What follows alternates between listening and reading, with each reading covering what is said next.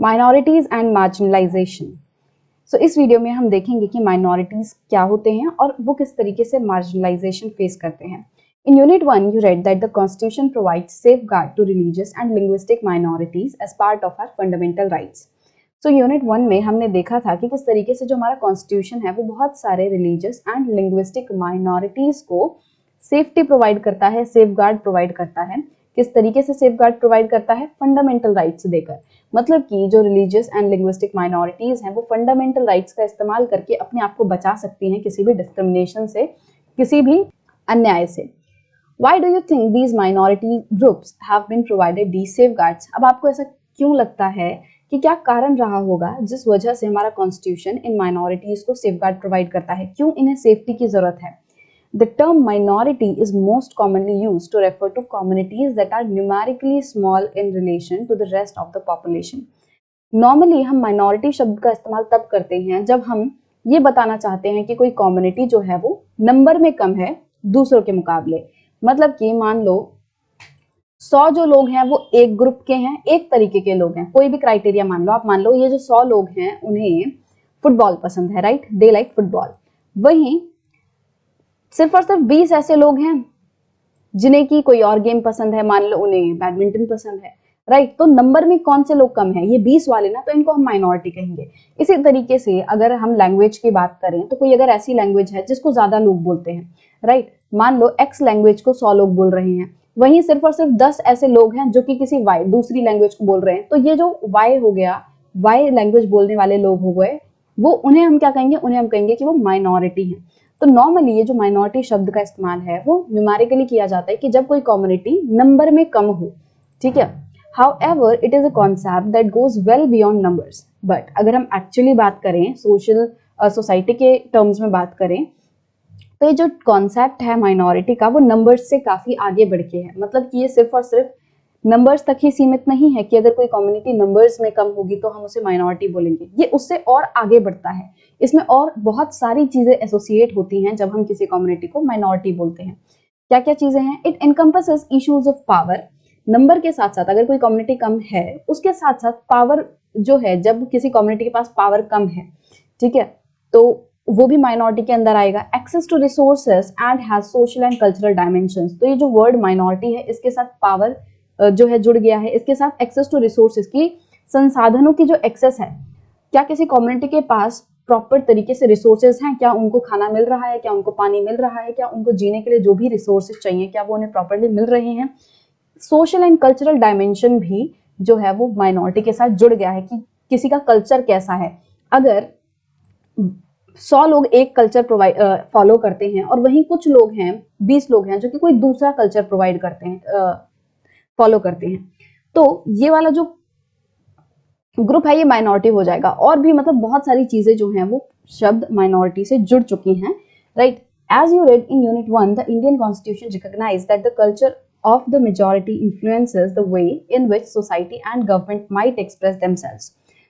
तो हमने अपने इंडियन कॉन्स्टिट्यूशन के बारे में जब यूनिट 1 में पढ़ा था तो उसमें हमने समझा था कि जो मेजॉरिटी है वो कई बार क्या करती है, वो सोसाइटी के ऊपर अपना इन्फ्लुएंस जो है वो छोड़ती है, एक तरीके से अपनी छाप छोड़ती है।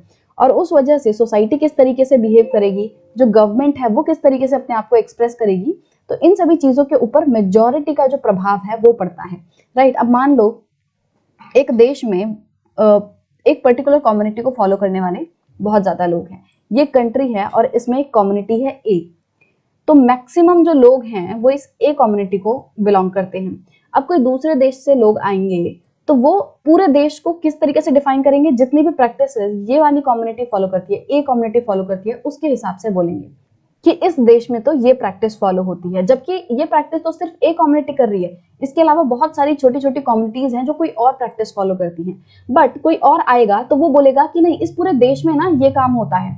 मान लो ये जो कम्युनिटी है, ए कम्युनिटी, इसको छोले भटूरे बहुत ज्यादा पसंद है, राइट, बट यहाँ पे और भी बहुत सारे लोग हैं, बी है, सी है, डी है, ये जो दूसरी कम्युनिटीज हैं, किसी को कुछ और पसंद है, किसी को समोसे पसंद है, किसी को चाउमीन पसंद है, किसी को कुछ भी दूसरे जो खाने हैं वो पसंद है। बट अगर बाहर से कोई आएगा तो वो बोलेगा, उसको जो देश की इमेज बनेगी, सोसाइटी की जो इमेज बनेगी वो कैसे बनेगी कि हाँ, इस देश में तो जो लोग हैं वो छोले भटूरे बहुत पसंद करते हैं। मतलब कि सोसाइटी की जो ओवरऑल इमेज है वो ये कम्युनिटी डिफाइन करने लगेगी, जो ये मेजॉरिटी कम्युनिटी है, राइट। तो इस तरीके से जो मेजॉरिटी कम्युनिटी है वो दूसरे जो माइनॉरिटीज हैं, जो दूसरे कम्युनिटीज हैं, उनके ऊपर दबाव बनाती है, अपना इन्फ्लुएंस दूसरे कम्युनिटीज पे जो है वो छोड़ने लगेगी, राइट। उनके ऊपर डोमिनेट करने लगेगी। कभी कभी हमें देखने मिलेगा कि जो मेजॉरिटी कम्युनिटी है वो माइनॉरिटीज को दबाव बना रही है, उनको बोलेगी नहीं नहीं तुम समोसे मत खाओ, तुम छोले भटूरे ही खाओ क्योंकि ये हमें पसंद है। इस तरीके से दबाव भी बनाया जा सकता है, right.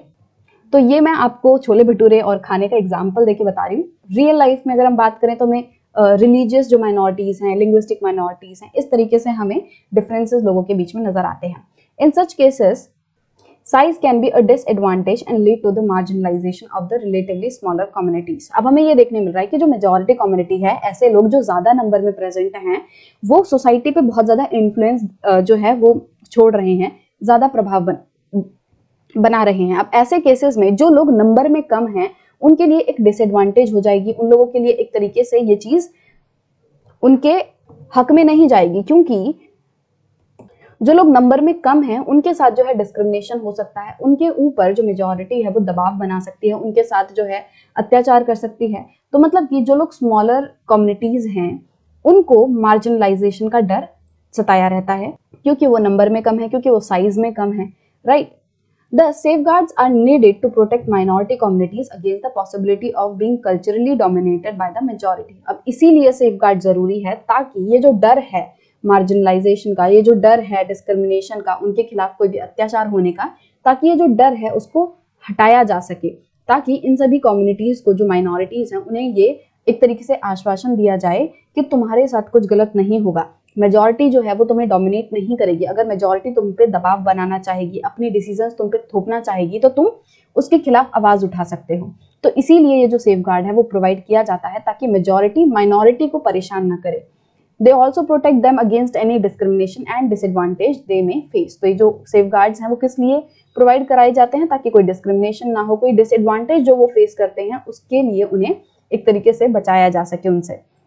Given certain conditions, communities that are small in number relative to the rest of society may feel insecure about their lives, assets and well-being। और कभी-कभी हमें ये देखने मिल सकता है कि जो लोग नंबर में कम हैं उनको कभी-कभी अपने जान का खतरा हो सकता है, उनको उनके एसेट्स का खतरा हो सकता है कि उनकी जो जमीन है, उनका घर है, वो कोई उनसे ना छीन ले, राइट। वेलबींग का, उनके जो जीने का तरीका है, जो अच्छी खासी वो जिंदगी जी रहे हैं, उसके ऊपर उन्हें खतरा जो है कभी-कभी महसूस हो सकता है क्योंकि वो नंबर में कम है। तो इस तरीके की सिचुएशन भी हमें देखने मिल सकती है। This sense of insecurity may get accentuated if the relations between the minority and majority communities are fraught। ये जो सिचुएशन है, ये जो अपनी जान को लेकर डर है, ये जो एसेट वेलबींग, इन सबको लेकर डर है कि कोई हमारी जान ना ले ले, राइट, ये जो माइनॉरिटीज में डर है ये और ज्यादा बढ़ सकता है अगर माइनॉरिटी और मेजॉरिटी कम्युनिटीज की जो रिलेशंस है वो फ्रॉड है, मतलब कि एक तरीके से अच्छे नहीं है। The Constitution provides these safeguards because it is committed to protecting India's cultural diversity and promoting equality as well as justice। अब हमने ये तो कह दिया कि कॉन्स्टिट्यूशन जो है वो सेफगार्ड इसलिए प्रोवाइड करा रहा है ताकि माइनॉरिटी के साथ कोई डिस्क्रिमिनेशन ना हो, कोई उनके साथ कोई अत्याचार ना हो, राइट, ताकि उनके राइट का जो है हनन ना हो, इसलिए कर रहा है। बट फिर भी हम कहें कि ऐसा वो कर ही क्यों रहा है, क्यों वो सेफगार्ड प्रोवाइड कर रहा है, किसने कहा उसको कि सेफ्टी प्रोवाइड करानी है, किस लिए वो सेफ्टी प्रोवाइड कराना चाहता है, किस लिए वो माइनॉरिटीज की सेफ्टी कर रहा है?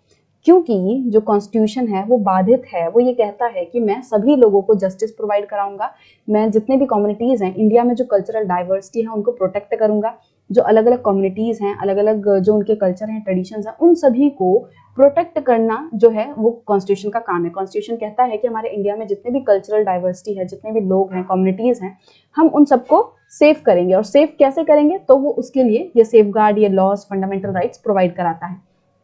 As you have already read in Chapter 5, the judiciary plays a crucial role in upholding the law and enforcing fundamental rights। तो हमने चैप्टर 5 में पढ़ा था कि किस तरीके से जो जुडिशरी है उसके क्या क्या रोल हैं। तो उसमें से एक फंक्शन ये था कि जो जुडिशरी है वो फंडामेंटल राइट्स को अपहोल्ड करती है, मतलब कि वो ये ध्यान रखती है कि किसी का फंडामेंटल राइट का उल्लंघन ना हो, उसका हनन ना हो। तो हमारे देश का जो कॉन्स्टिट्यूशन है, सबसे पहले तो वो माइनॉरिटीज को कुछ फंडामेंटल राइट्स प्रोवाइड कराता है ताकि उनकी सेफ्टी रहे, ताकि कोई भी उनके साथ अत्याचार ना हो। और उन फंडामेंटल राइट्स को अपहोल्ड करने का जिम्मा किसका है? जुडिशरी का, कि वो फंडामेंटल राइट्स सही से फॉलो हो रहे हैं, उनका कोई हनन नहीं कर रहा है। इस चीज को कौन देखता है? जुडिशरी देखती है। Every citizen of India can approach the courts if they believe that their fundamental rights have been violated. तो मतलब इंडिया का हर एक जो नागरिक है, अगर उसको ऐसा लगता है, किसी भी नागरिक को ऐसा लग रहा है कि उसके फंडामेंटल राइट्स का उल्लंघन हो रहा है, तो वो कोर्ट में जा सकता है। राइट, अब नेक्स्ट वीडियो से हम ये समझेंगे कि मुस्लिम्स के साथ कैसे मार्जिनलाइजेशन हो रहा है। अभी तक हमने ये देखा था कि आदिवासी कौन है, किस तरीके से उनको मार्जिनलाइजेशन फेस करना पड़ रहा है, किस तरीके की उनकी सिचुएशन है इंडिया में। ये सभी चीजें हमने अभी आदिवासी के बारे में समझी।